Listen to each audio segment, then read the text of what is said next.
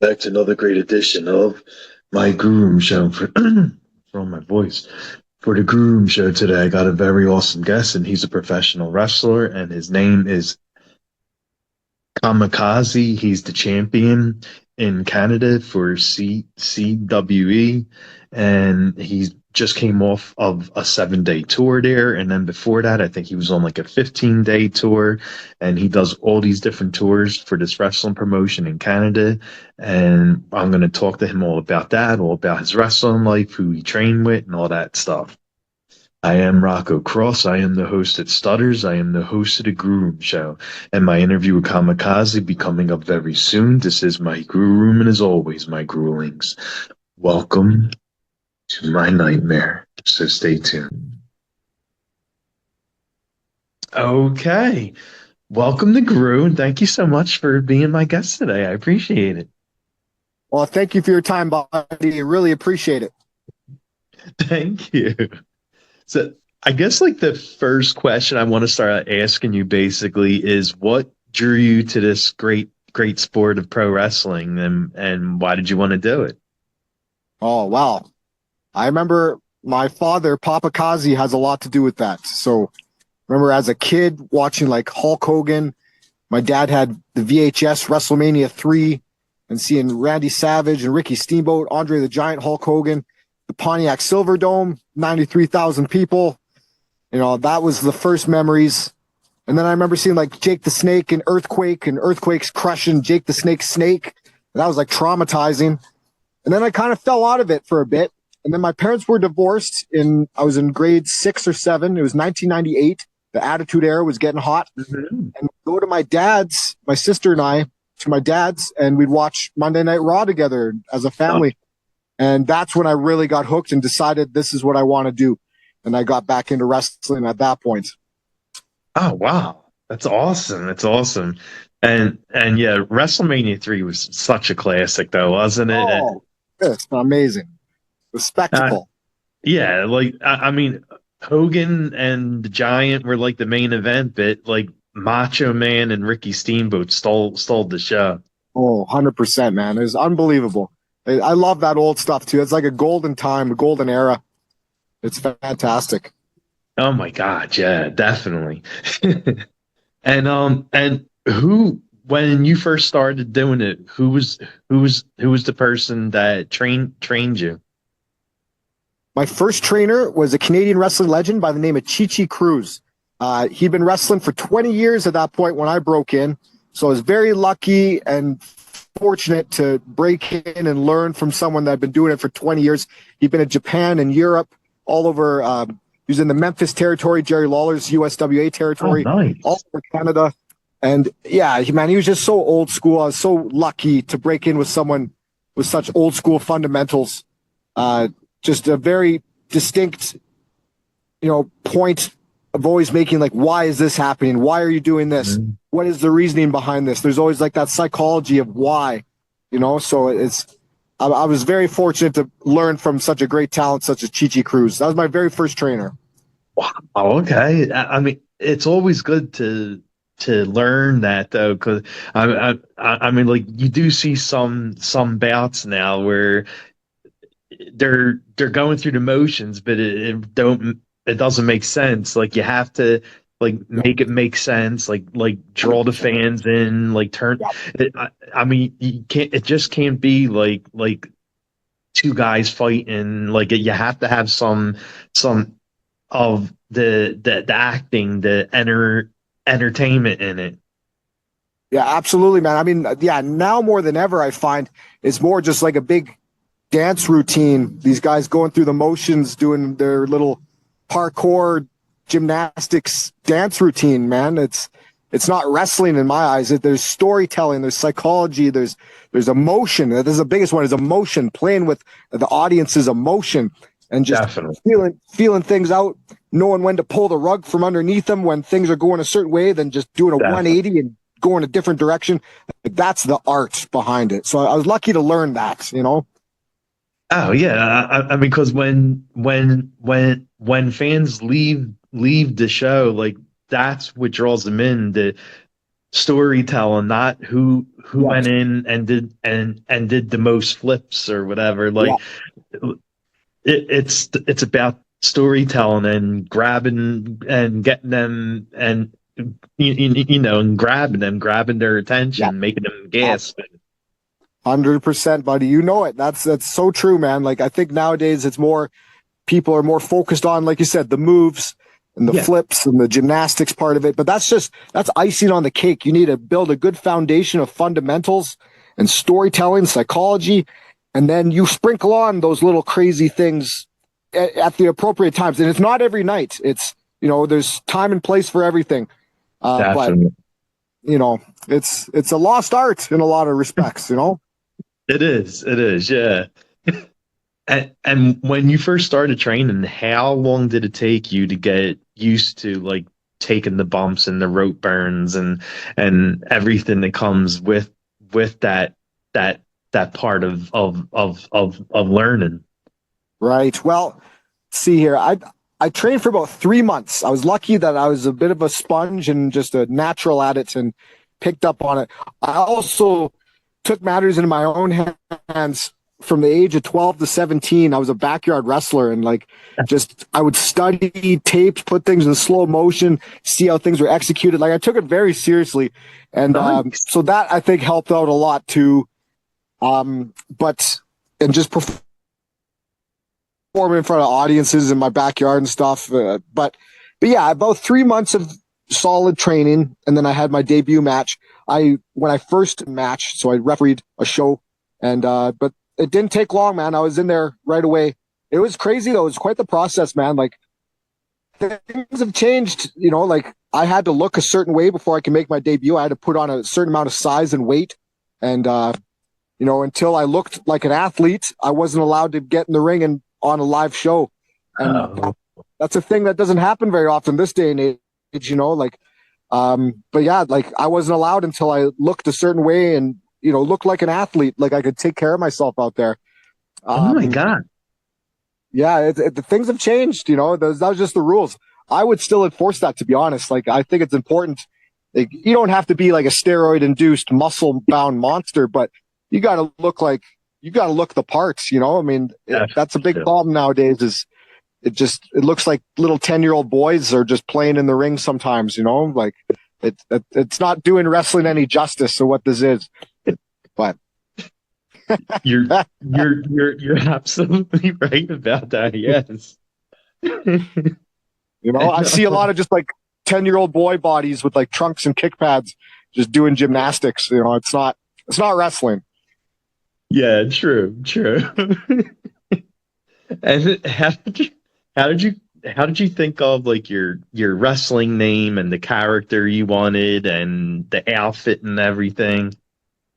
Well, I love color. That's always been one of my things, man. I just always have like wrestling's the only outlet where I can just express myself properly. I can't do this in an office job or any other line of work, but professional wrestling, the best characters are just those that are themselves, but amped up to 100. And I get to do that. I get to be and express myself in a way I can't do anywhere else. Kamicazi is like a character out of a comic book or like out of a cartoon or something, like just Mhm. completely different. I've always, as a kid, I was a bit of a trendsetter, dressed differently from everybody else, and then end up people started copying me. So imitation is the sincerest form of flattery in that Yeah. respect. When you're a trendsetter like that, but it's I get to be a unique, one of a kind human being. I get to be, and that's what this is all about. It's all about being the very first version of yourself. And Mhm. there's too many guys nowadays just copying what's trendy and what's cool on the independent scene or even on television. And you got to be an original, and that can be tough. But Oh no, yeah. Rome wasn't built in a day, and it took me a long time to piece everything together myself. But I just love the color, and I'd let my imagination run wild. I have a very good imagination, and wrestling has been that outlet where I can use it to its fullest potential. So that's kind of the start of Kamicazi, I guess, and the evolution of Nice. where I've come. Oh wow, nice. And what about like how did you pick your theme song and everything? Do you have a list of songs and that you wanted to use and you had to like listen to them and say, all right, this is the one I want to use. Definitely, man. I mean, that's another big thing. When I started, and I still do this to this day, I have like a big giant book, a binder of just like critiquing myself, all kinds of different ideas, promo ideas, just match ideas, all kinds of just cool spots and stuff like that. And I just pick away at it and do stuff. But it's good to write things down. I encourage anyone Mhm. in this industry to do that. But yeah, that's part of it is just like theme music choices, just going through different musics and what creates that ambiance and that presence and the mood. I've used several theme songs over the years. Bands like AFI, Coheed and Cambria, Mhm. um, Blur. But currently, I'm using an old school one, Scorpions, Rock You Like a Hurricane. And it's kind of like a tribute to wrestling, but also it's just like, the lyrics say it themselves. Here I am, rock you like a hurricane. And that's what Kamicazi does when he comes out there. He's just going to rock your face off. And the fans are getting behind it. They're starting to sing my theme song when I come out. Yeah. It's really cool. This one's the keeper, I think. I'm sticking with this one for sure. Rock you like a Oh yeah. hurricane. Because that's a song that everybody knows. Like even if they don't know That's another thing. who the band is, like a lot of people don't know who sings the song or who the band is. But It's like when you hear recognizable. that song, you're like, oh my God, yeah. And then you know the words and you're singing the words and you're jumping around. Absolutely. So that's a Yeah. perfect song. Yeah, no, it does work. I'm very grateful it worked. And a funny little backstory behind that song. So I took like a lot of like drama and acting throughout junior high, high school, and into Oh college. wow. And in college, I did like this production. It was like a Agamemnon, it was called, and Hercules was involved. I played Hercules, and I was like Nice. 150 pounds. So I was like the smallest Hercules known to man, probably. And there's a scene I had to do where I had to like rip off my toga and my clothes. And I was just in like a little Speedo, and I had to like flex and get all angry and mad. And then the music, Rock You Like a Hurricane by the Scorpions, like plays in the background. So that was kind of like the precursor to things. And now I'm using that song as my theme song like 20 years later. So it's funny Oh how that my kind of works. God. Full circle, Full right? circle. Yeah, 100% it is. I don't believe in coincidence. Oh yeah, exactly. Yeah. And do you remember like who was your first match against when you were ready for the ring? My very first match, like I said, I came out of the backyard at first. I was 17 years old. I lied about my age. You had to be 18. So I said I was 18, said I was trained, and I wasn't. I took a Greyhound bus up to Edmonton. It was like a 12-hour bus ride up to Edmonton. And then I worked a little Camp War show. It was like a free show, like a training show for the trainees. Yeah, And I yeah. did a singles match and a battle royal. And my very first match was in May 23rd of 2004 against a wrestler by the name of Shane O'Ryan. And I'm still friends with Ryan to this day. And another full circle moment is I had my first match with him. And then years later, he retired in 2012. And I was looking for a pair of wrestling boots because I was going to have a tryout with WWE at the Performance Center. Oh, And okay. I was told that it wouldn't hurt if I had a pair of boots to give me a couple extra inches of height because a lot of boots have lifts in them. So I'm Yeah, looking for a pair of definitely. boots. And Ryan retired, and he ended up giving me his boots, and they happened to just perfectly fit, and they had a 2-inch lift in them. So it bumps me up to 6 feet tall. And I've been wearing them ever since. I've been rocking his boots ever since. So I had my first match with him, and now I'm wearing his boots. Oh my So God, I it's a love little it. crazy too. Nice.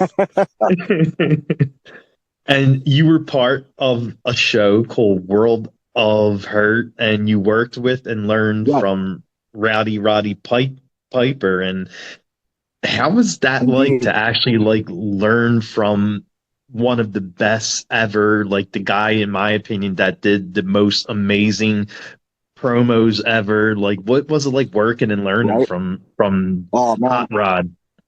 it was an unreal experience. May he rest in peace. It was one of those things you just couldn't pass it up. It was like who can say it's a very short, small list of who's trained with Roddy Piper, if anybody, is a small pocket. And I'm fortunate to be a part of that. Promos, man, I can't put over the promo. That's like the biggest thing. You know, he talked about making sure to get your heat as a heel and get over as a face, but the promo was what I took the most out of that. And it didn't, like, it took time to soak in everything he taught me, but I eventually pieced all the pieces of the puzzle together, and I think my promo game is pretty strong, and it's thanks to him. And honestly, I feel like the spirit of Roddy Piper kind of runs through me.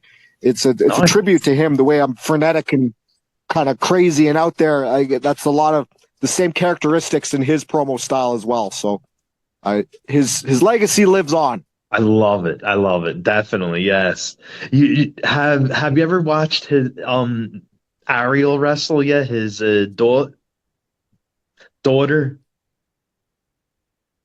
Oh, I had no idea. I didn't know she was involved in the industry.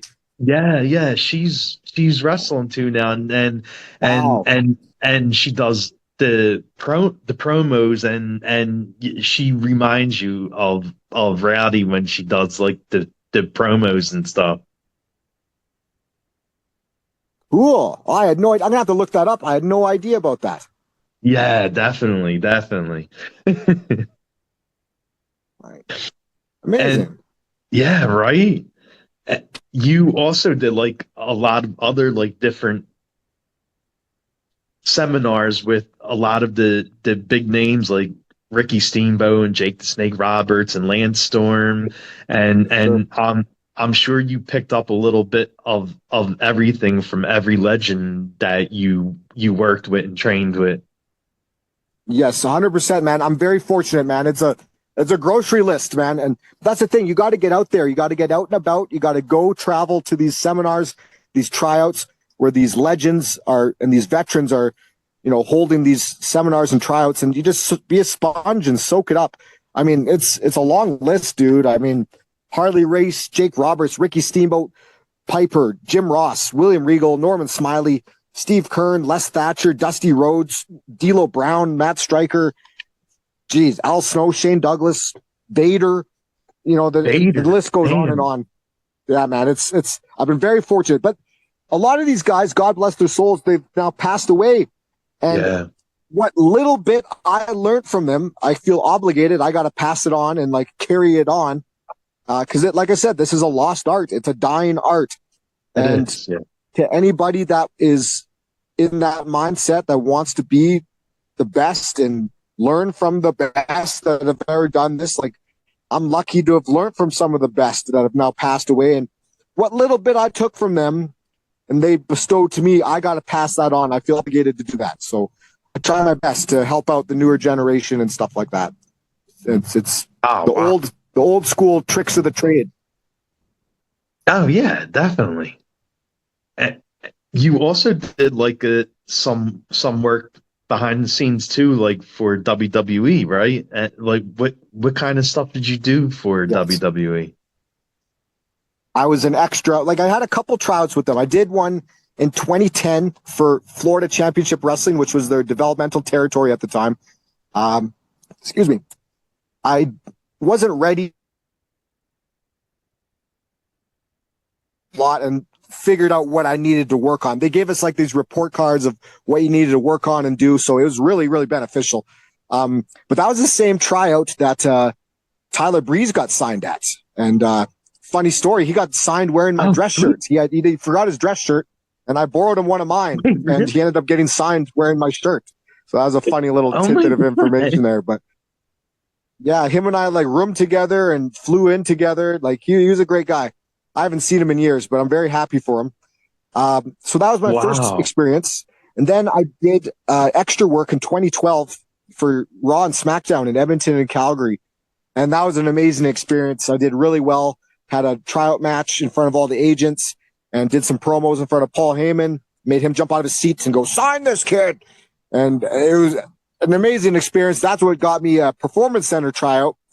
And then a year later, they flew me down, all expenses paid, to the Performance Center in Orlando. It was a 4-day tryout, invite only.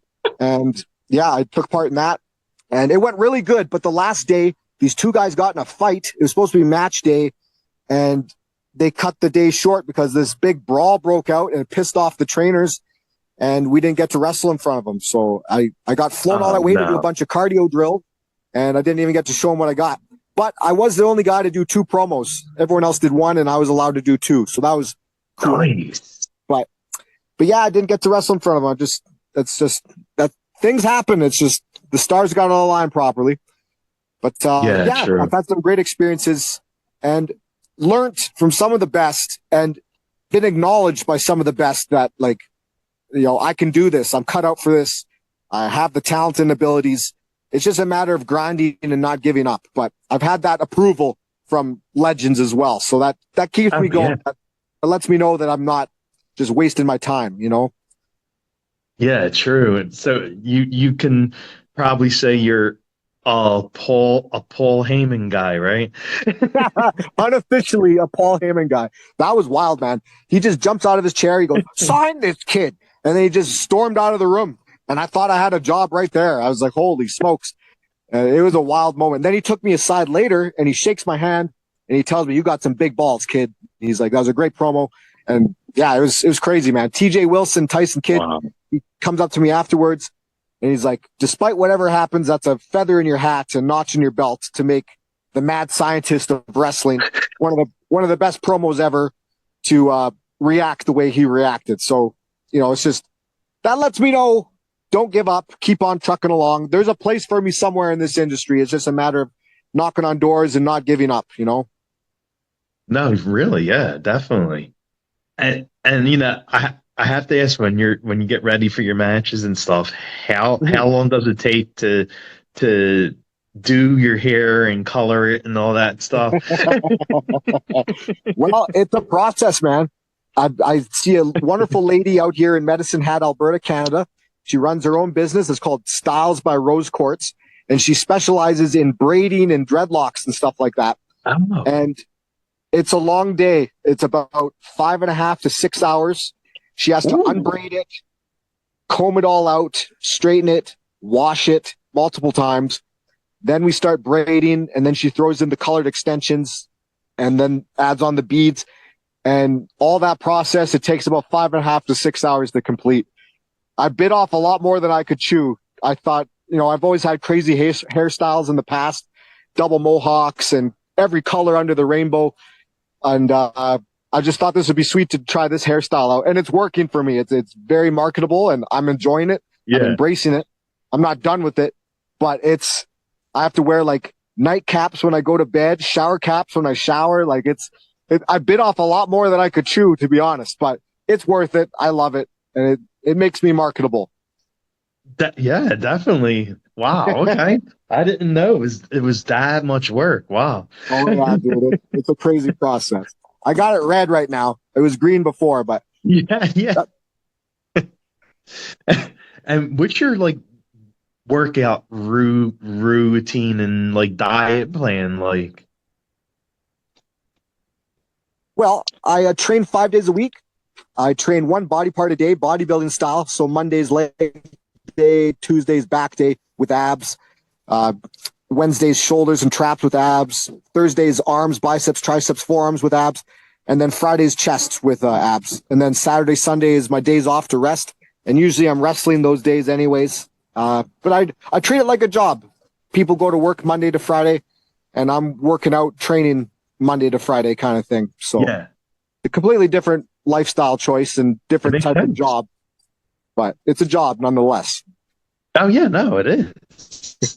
And do you eat whatever you want, or do you like follow, or do you eat like a healthy lifestyle?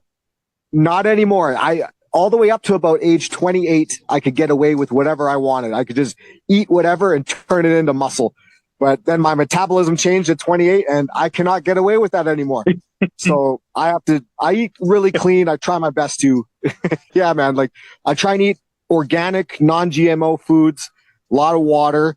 And, I eat probably every 2 hours, 2.5 hours, speeds up the metabolism a bit, smaller portion meals, 2 protein shakes a day on top of 6 meals a day. So it's a process. I'm naturally a skinny guy. Wow. So all the muscle mass I have, I've like really earned it and really worked hard for it. And it's hard to maintain too. It's all about just eating. You got to keep eating, feeling your body. So True. it's a job. Oh no, yeah. From like wrestling to you is like a full-time job, from the here to the training to what you Yes, eat. And yeah, absolutely. you definitely put in the work. Yes, sir. It's true, man. Like I'm very fortunate. This is my full-time gig. Like I get by on my payoffs, my merchandise sales, and just being one of the most busiest wrestlers in Canada currently. I'm thankful for the fans' support. I would be nothing without them. I wouldn't be able to do this without them, for them buying the Yeah. merchandise and the tickets and showing up to the events. And it is. I treat it like this is my job. It's a different type of Well, yeah. job, not your regular 9 to 5, but it works, man. You know, we do things just a little differently. Training in the ring or in the gym, all the merchandise you got to prep and get ready. All the T-shirts you got to fold up and get all the different sizes matched up. It's a different type. It takes money to make money. It's a big investment with the Oh yeah. merchandise. Wow, nice. So like, what do you think would be, I mean, I know you eat clean now, but like what would be your go-to junk food if you just want to Wow. say one day I just want something.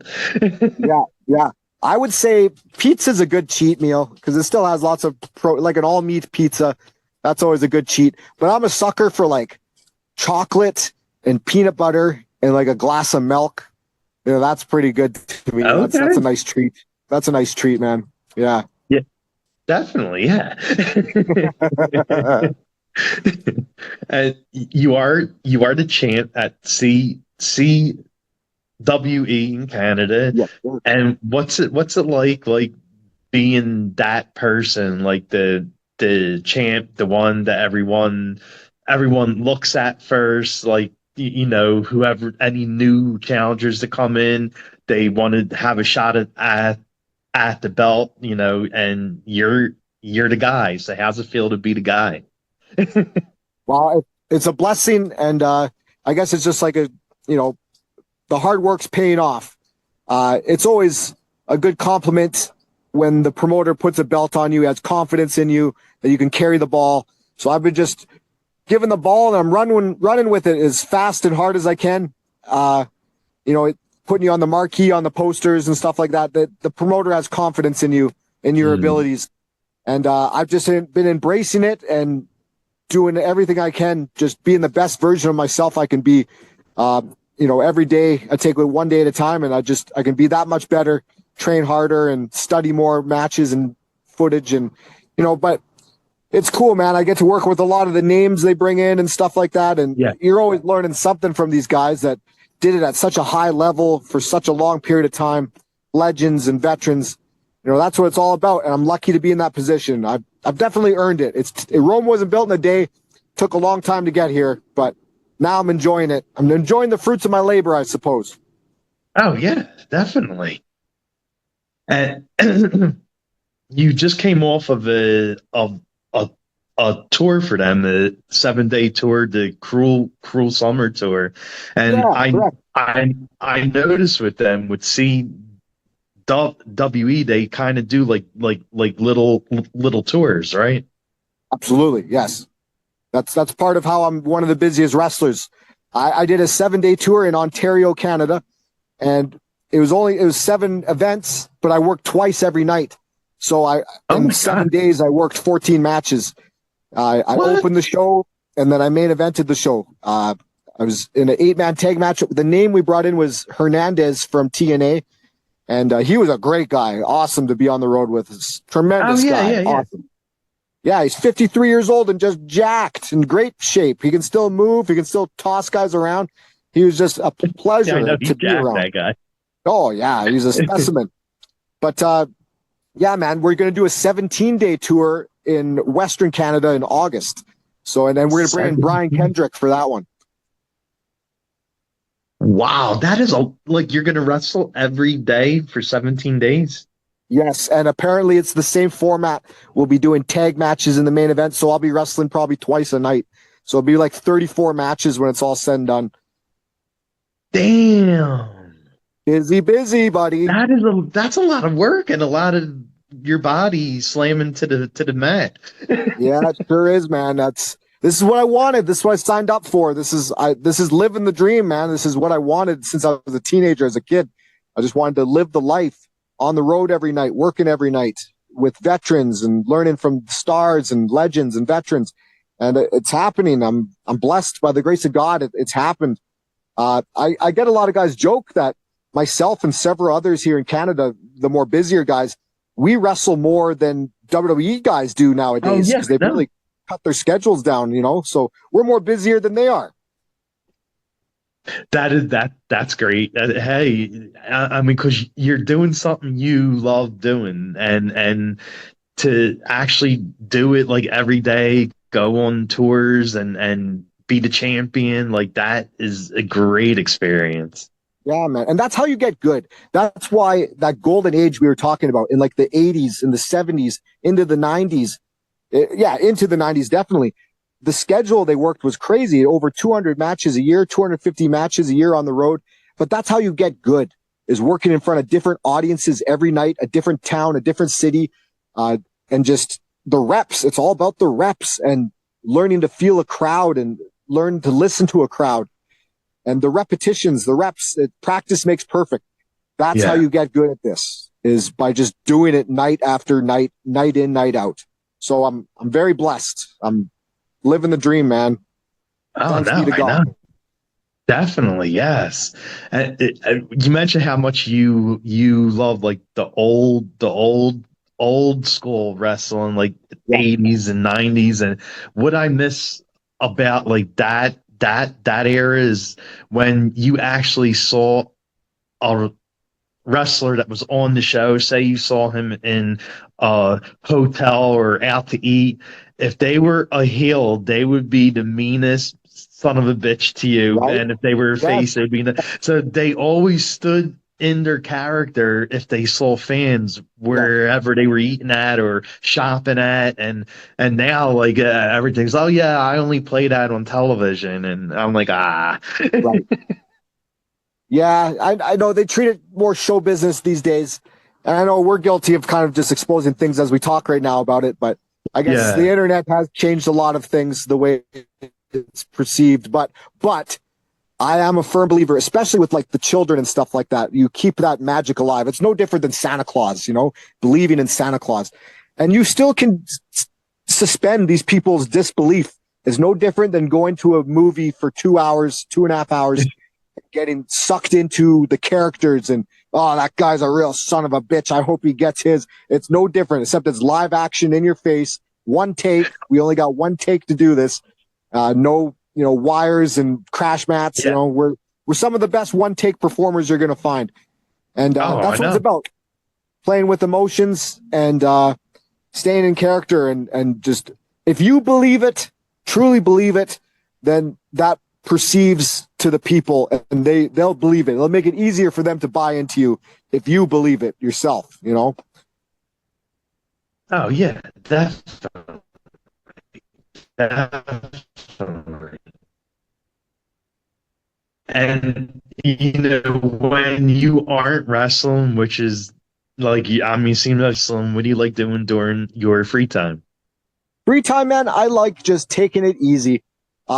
I love being outside, especially during the summertime, just getting a good tan, going for walks, getting fresh air, working out, you know, eating, always eating all the time. But just spending time with friends and family, making up for lost time because I was away for a long, long time. And I'm glad to be back home in my hometown with all my childhood pals I went to school with and grew up with. And a lot of my family is here. So my sisters has two beautiful nephews and two beautiful children, my nephews, I should say. And it's Yeah. just cool watching them grow up and getting to spend time with them and making up for lost time that I was gone for so long. I had tunnel vision for years, man. I lost connection with a lot of people and family. And so it's good. By the grace of God, I get this opportunity. I'm back home and I get to make the most of it. And I have a good balance right now, being on the road and living the dream and the family friends time here at home. It's a blessing. Nice. But I love the outdoors. I love being Oh, outside, man. Fresh air. yeah, definitely, definitely. And what kind of music do you like? Like, what's on your playlist? Oh, geez, I got one of the most random playlists known to man. I have the most ridiculous things. I just rip everything off of YouTube, man. I just still have like an old school MP3 player, and I'm up to like over 7,000 songs, 7,400 some odd songs. 7,000. Oh yeah, dude. But everything from like the 50s, 60s, 70s, 80s, 90s, early 2000s, country, rock and roll, heavy metal, alternative rock, rap. I like old school rap and like original rap from like the 80s, early 90s, gangster rap from the 90s. Uh, yeah, man, I like old school 50s music and 60s stuff. 70s music is amazing. 80s stuff is awesome. And then I also just like, I rip like, I'm a really nostalgic guy. So I'll take like commercial jingles off of Yeah. YouTube, like old school stuff, like just stupid stuff that just makes me laugh. It just really just catches me off guard. I set it to random, then like the Swiffer Sweeper theme song all of a sudden plays randomly, or like the Jenga theme song. You know, just like the most ridiculous stuff I got on my playlist. It just entertains me, tickles me. But if someone else were to hear it, they'd be like, "What the hell is going on right now?" You know. But I'm a weirdo, I guess. I'm a silly goose.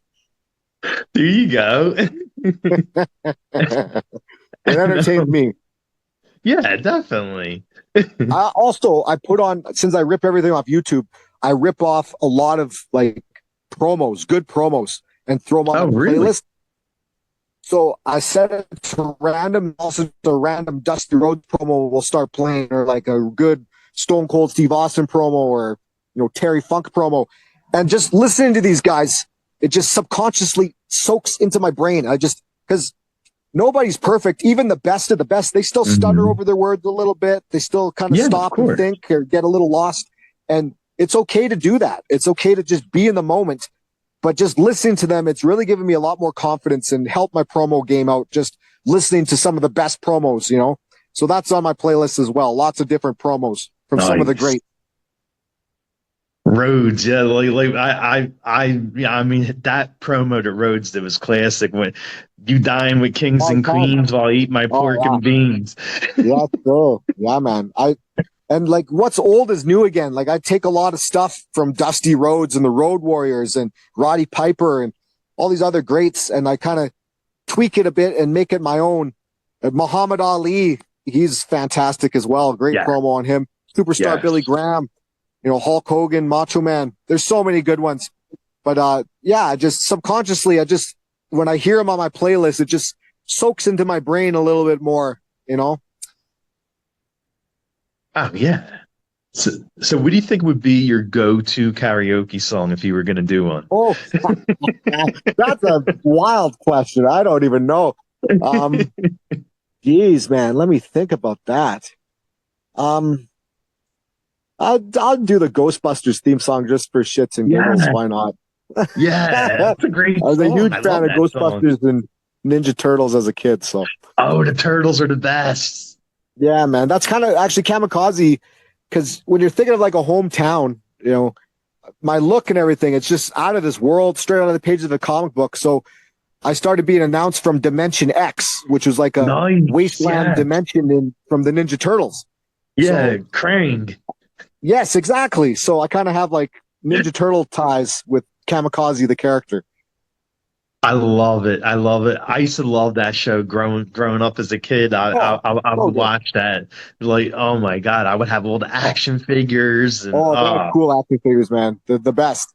Yeah, that's another thing too. Is like with the character you're asking about Kamikaze is like I'm just trying to be as marketable as possible that I can just be an action figure. You can put my likeness on anything and like we can make money with it. Because that's what this business is about. It's about making money. It's about selling tickets, putting asses in yeah. seats, merchandise, and turning heads. And I'd like to think I'm fairly confident I check all those things off. Like I step into a room looking the way I do and I turn heads. I get attention. You put me on a poster, people are doing like a double take, like, who's that? What is that? What is going on here? I have to see this. That's the goal, man, is just to be an original, be a one of a kind, be the first version of yourself. And I'd like to think Kamikaze's that for me. Oh yeah, for sure. And I'm a big horror fan, so I always ask my guests this: Are there any horror films that you like to watch? I like old school stuff. And yes, during Halloween, I have a hell of a movie collection. I still have like physical media. I have like all these DVDs. I'm really into just like actually owning things. I don't like just paying for it. And, you know, if you stop paying for the subscription, then you lose it all. Like I Oh actually yeah, I know. physically own what I have. You know, I'm really into that.